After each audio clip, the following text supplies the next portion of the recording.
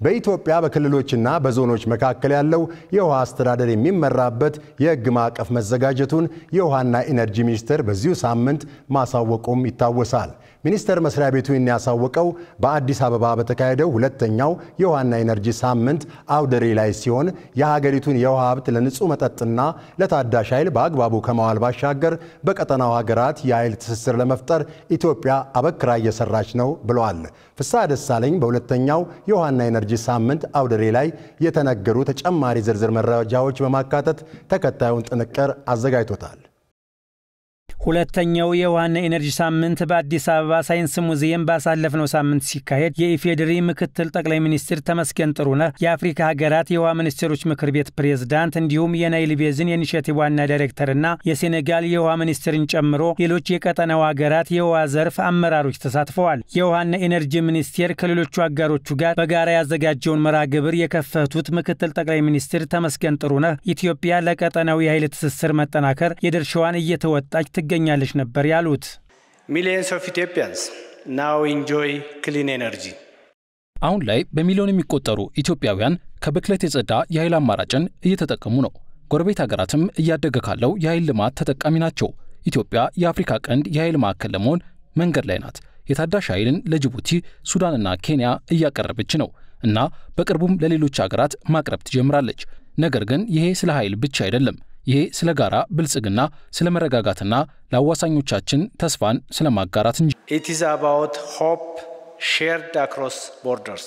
ምክትል ጠቅላይ ሚኒስትሩ አስከተለውም ኢትዮጵያ ድንበር ተሻጋሪ ወንዞቿን የልዩነት አጥር ሳይሆን የግንኙነት ድልድይ ናቸው ብላ እንደምታመንም ተናግረዋል። አክለውም በኢትዮጵያ ብሎም በቀጠናው በአየር ንብረት ለውጥ ሳቢያ የሚከሰተውን ድርቅ ለመከላከል በአረንጓዴ አሻራ መርሃ ግብር ከተተከሉ ችግኞች ውስጥ 1/3 በጥቁር አባይ ተፋሰስ ስለመተከሉ ተናግረዋል። ምክትል ጠቅላይ ሚኒስትር ተመስገን ጥሩነህ በዚሁ የመክፈቻ ንግግራቸው የኢትዮጵያን የቀይ ባህር በር የመጠቀም ጥያቄን አንስተው ነበር። As our economy grows, we recognize that access to the sea is vital. ኢኮኖሚያችን እያደገ እንደመሆኑ የባህር በር ማግኘት ለሀገራችን ዋስትና የሚሰጥ ነው። ጥቅም ለማግኘት ብቻ ሳይሆን አስፈላጊ በመሆኑም ነው። የባህር በር ማግኘት ንግድን ያጠነክራል፣ ለመዋሃድ መሰረትም ይሆናል፣ እናም ቀጠናዊ ትስስርንም ያሳድጋል። ኢትዮጵያ ከጎረቤቶቿ ጋር ተቀራርባ እየሰራች ነው። ሰላምን በማረጋገጥ የጋራ ጥቅምን በማስጠበቅ የባህር በርን መጠቀም ለማስቻል የኛ ጣፈንታ የተሳሰረ በመሆኑ አብረን እናድጋለን። We will rise together or not at all. በመክፈቻው ላይ ንግግር ያደረጉት የናይል ቤዝን ኢኒሼቲቭ ዋና ዳይሬክተር ፍሎረሰንስ ግሬስ ኢትዮጵያ ዓለም አቀፋዊና አህጉራዊ የውሃና ኢነርጂ ልማት ስምምነቶችን ከብሔራዊ ጥቅሞቿ ጋር አሳስራ ለመተግበር የምትነድፋቸው እቅዶች ትብብርን የሚያጠናክሩ ናቸው ብለዋል። ዋና ዳይሬክተሩ አስከተለውም ሌሎች በተለይም የናይል ተፋሰስ ሀገራት ከኢትዮጵያ መውሰድ ያለባቸው በተፋሰሱ ሀገራት መካከል በቅንጅት የሚተገበሩ ልማቶችን ማቀድና መተግበር ይጠበቅባቸዋል ነበር ያሉት። Recognize this as the best way to promote basin-wide. ኢትዮጵያ ለአረንጓዴ አሻራ መርሃ ግብር የሰጠችውን ትኩረት እኛም እውቅና የምንሰጠውና እንደ ምሳሌነት ተቀብለን መርሃ ግብሩን በማስፋፋት እንተገብረዋለን። በተጨማሪም ከናንተ ብዙ ለመማር እንፈልጋለን። እናም የአባይ ተፋሰስ ሀገራትም ይህንን በጋራ ተግባራዊ እንዲያደርጉትና አብረው እንዲሰሩ ያስችላቸዋል። ይህም ሁሉን አካታች ያደረገ የንጹህ አረንጓዴ ቴክኖሎጂ እንዲያገኙ የወደፊት የጋራ እድገታቸውን የሚያጠናክር ይሆናል። እንዲሁም የአባይ ተፋሰስ ሀገራት ህዝቦችንና የአፍሪካን አብዮታዊ እድገት ያጠናክራል። For all our basin population and the continent at large. Once again, I want to thank you so much. የሴኔጋል የውሃ ሚኒስቴር ቼክ ቲዲያኒ ደግሞ ሀገራቸው ድንበር ተሻጋሪውን የሴኔጋል ወንዝ ከጊኒና ሞሪታኒያ ጋር የጋራ ተቋም መስርተው እየተጠቀሙበት ያለውን ተሞክሮ አጋርተዋል። አክለውም ትብብርና ቅንጅት አማራጭ የሌለው የውዴታ ግዴታ ስለመሆኑ ነበር የተናገሩት። Cooperation over water resources is a key lever for peace, development, regional integration and human well-being.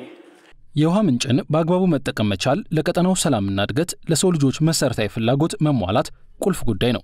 ነገር ግን አሁንም ውጤት ያለው ጥረትና ትስስር ዘላቂ ለውጥ ለማምጣት ያስፈልጋል። በአህጉራዊ ደረጃ የውሃ ሚኒስትሮች ምክር ቤት ከ2026 እስከ 2036 የሚቆይ የእቅድ ሰነድ አዘጋጅተናል። ይህ እቅድ የአፍሪካን ውሃ ኢንቨስትመንት ፕሮግራም ያፋጥናል።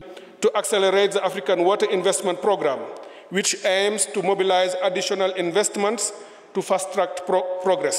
በዚሁ በሁለተኛው የውሃና ኢነርጂ ሳምንት አውደ ርዕይ በውሃና ኢነርጂ ልማት ላይ በምርምር ተግባር የተሰማሩ ድርጅቶች አገልግሎቶቻቸውን ለእይታ ከማቅረባቸው በተጨማሪ ተቋማትና ምሁራን የተሳተፉባቸው የፓናል መድረኮች ተካሂደዋል። በዚሁ ጊዜም ከዝግጅት ክፍላችን ጋር ቆይታ ያደረጉት የውሃና ኢነርጂ ሚኒስትሩ ሀብታሙ ኢተፋ በመርሃ ግብሩ ኢትዮጵያ በአረንጓዴ አሻራ እንዲሁም በኃይል ልማት የሰራቻቸውን ስራዎች የምታስተዋውቅበት እንዲሁም የህዳሴ ግድብን እውነታዎችን የምትገልጽበት ጭምር ነው ነበር ያሉት። ሚኒስትሩ አስከተለውም የታላቁ የኢትዮጵያ ህዳሴ ግድብ መጠናቀቅ በተለይም ለግብጽና ሱዳን እንዲሁም በአጠቃላይ በቀጠናው የሚገኙ ሀገራት ተጠቃሚ እንደሚሆኑ ነበር የተናገሩት። ከኢነርጂ ጋር በተገናኘ ኢትዮጵያ በጣም ጥሩ ስራዎች ሰርታለች።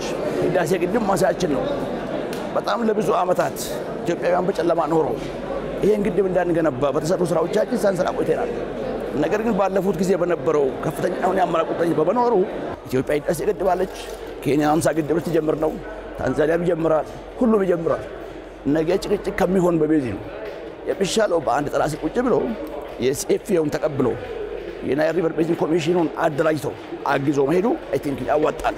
የሚሆነው ይሄ ነው። ህዳሴ ግድብ ለነሱም በረከት ነው። ይጎዳቸው የነበረው ጎርፍ ቀንሰናል በእርግጠኝነት ማለት ነው። በጋ ላይ የነበረባቸው የውሃ ችግር ጨምረንላቸዋል። አሁን ኃይል ያመነጨን ነው። ሱዳኖች ይጠቀማሉ። ደቡብ ሱዳኖች ወደፊት ይጠቀሙ ዝግጁ ናቸው። ኬንያዎች ይጠቀማሉ። ጅቡቲዎች ይጠቀማሉ። ግብጾችም ከፈለጉ ዘሎንግ ተርም ከኢትዮጵያ መጠቀም ይችላሉ። አለ ማስተር ፕላኑ። ሚኒስትሩ አክለውም ኢትዮጵያ የኒኩሌር ኃይልን ጨምሮ የውሃ ኃይል እንዲሁም የነፋስና የፀሐይ ኃይልን በማጎልበት ጎረቤቶቿን ጨምሮ እስከ ደቡብ አፍሪካ የደረሰ የኃይል ትስስር እንዲፈጠር ትሻለች ብለዋል። በጣም ብዙ ሀገሮች የሚጠቀሙበት ብዙ ሀገሮች ለውጥ ያመጡበት አንዱ ቢኖር የኒኩሌር ኃይል ነው ማለት ነው። ይሄን ኢትዮጵያ አሁን ጀምራለች። ተቋም አቋቁመናል። የራሱ ኮሚሽን አለው። በዛ ደረጃ ላይ መሰራበት ስራ ይሆናል ማለት ነው። አሁን ትልቁን ድርሻ ይዞ ያለው ኢትዮጵያ የኃይል ምንጭ ሃይድሮ ፓወር ነው። ይሄንን ነው ሚክስ ለማስተካከል እየሰራን ያለን እንደ ሀገር። የውሃ ኃይል፣ የንፋስ ኃይል፣ የፀሐይ ኃይል አሁን ኒውክሌር ጨምረን ጂኦተርማል ጨምረን በጣም ከብዙ ካደረግን ነገ አካባቢ ላይ ብክለት ሳይመጣ በጣም ሰስቴናብል በሆነ መንገድ ለጂ አማራጭ ኢትዮጵያ ትይዛለች። ኢትዮጵያ በኢነርጂ መበልጸግ ለኢትዮጵያ ብቻ ለሚሆነው ጎረቤት ሀገሮቻችን ጋር ትልቅ በረከት ያገኛሉ። ምክንያቱም የኢትዮጵያ የኢነርጂ ኢንፍራስትራክቸር ከሱዳን ጋር፣ ከኬንያ ጋር፣ ከጅቡቲ ጋር አገናኝተናል። ኬንያም ከታንዛኒያ ጋር አገናኝተዋል። እስከ ደቡብ አፍሪካ መቀጠል ይቻላል ማለት ነው። በሌላ በኩል የሀገር ውስጥ የንጹህ መጠጥ አቅርቦትን ከማሻሻል አኳያም በዘንድሮ በጀት ዓመት 80 ሚሊዮን ኢትዮጵያውያን የንጹህ መጠጥ ውሃ እንዲያገኙ ለማድረግ ታቅዶ እየተሰራ መሆኑን ሚኒስትሩ ሀብታሙ ኢተፋ ገልጸዋል። አሁን እየሰራን ባለን ደረጃ እኛ ወደ 79 ሚሊዮን ህዝብ ውሃ እንዲጠቀም ነው በዚህ ዓመት እየሰራን የምንገኘው ለማድረስ ማለት ነው።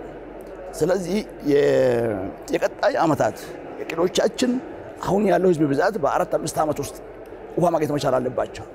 በአቅራቢያቸው ባለው ስታንዳርድ መሰረት በዛ ነው እየሰራን የምንገኝ። ስለዚህ በከተሞችና በከተማና በገጠር ደረጃ የራሱ ስታንዳርድ አለው። በዛ ደረጃ ላይ የሚለካቸው ይሆናል።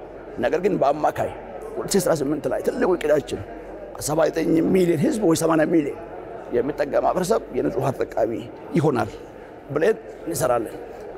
ወደፊት ኢትዮጵያ ውስጥ አሁን ባለው የውሃ ፍላጎት ካየ እንኳን ግብጽና ሱዳን ቀርቶ ክልልና ክልል ማለት ግጭት ይፈጠራል። በክልል ከዞን ዞን ግጭት ሊፈጠር ይችላል። ለምን ሰው መስሎ መልመድ ለምዷል። መጠጥ ውሃ መጠቀም ለምዷል። ውሃን ገብቶታል ትርጉሙ። ይሄ እንዳይሆን የህግ ማዕቀፍ ሰርተናል። ክቡር ምክትል ጠቅላይ ሚኒስትር ሰብሳቢ ናቸው። የክልል ፕሬዝዳንቶች አባል ናቸው። እሱ በዛ ደረጃ የውሃ መጠኑን ግጭት እንዳይፈጠር እንሰራዋለን ማለት ነው። ሁለተኛው የውሃና ኢነርጂ ሳምንት ለ5 ቀናት በተለያዩ ዘርፎች ላይ የተለያዩ ጥናታዊ ጽሑፎች ቀርበው ውይይቶች ተደርገው በትናንትናው ዕለት ተጠናቋል።